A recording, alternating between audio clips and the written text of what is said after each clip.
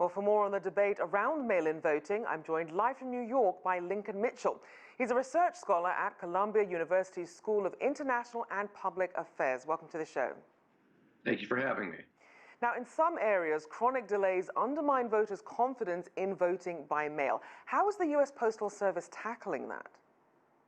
Well, the issue here isn't the chronic delays. The main thing undermining confidence is Donald Trump, who keeps saying with no evidence whatsoever that this is fraudulent. The US Postal Service can do this. It's going to be difficult, especially because different states have different deadlines. Always remember, we don't have national elections in the United States. We have 50 different state elections. So, for example, the key deadline is when do you need to get that ballot in? By when does it need to get postmarked? And if it needs to get in by Election Day, people are going to have to mail it in probably at least a week in advance, which is more than you would do to typically send a letter, but to be on the safe side. The Postal Service, they have the capacity. They may not have the exact capacity to do it on time, and it doesn't help that the federal government, in the form of the Postmaster General, who was appointed by Donald Trump, has done things like take sorters out of commission. Those are machines, not individuals who sort the mail, which slows down the process. He seems to have stopped that because there was tremendous pushback against that. So it's going to be a question mark, but my sense is the post office can do this. Right. Also, a lot of states are also doing early voting, which takes some of the pressure off of the mail-in voting.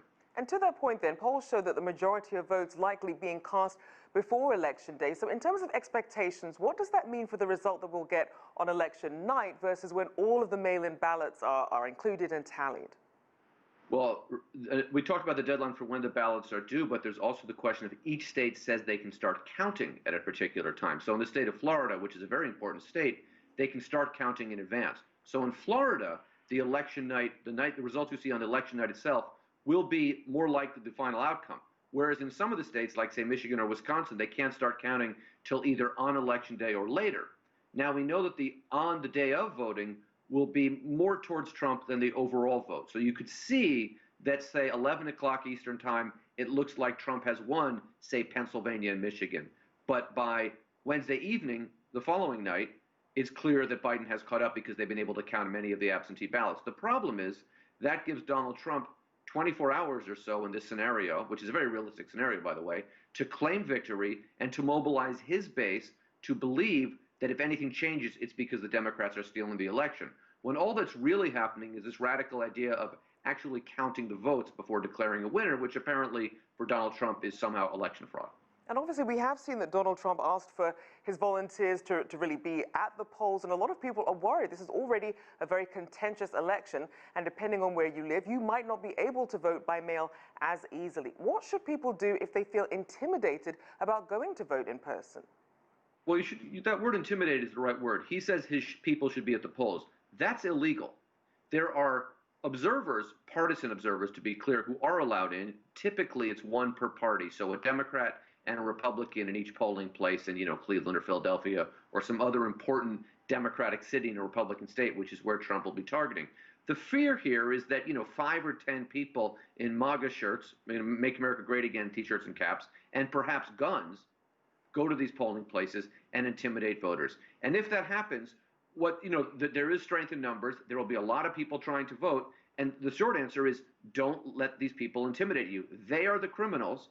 And, law enforcement in the United States is questionable because there's a lot of law enforcement that does support Trump. But for the most part, law enforcement is not interested in seeing criminal thugs intimidate voters and threaten violence. So that is a real threat. It is part of Donald Trump's. He laid this out during the debate. He put a call out to his white supremacist base, and make no mistake, that's who he's talking to when he talks about get out. He's not talking about earnest legal scholars being out there to make sure the letter of the law is followed.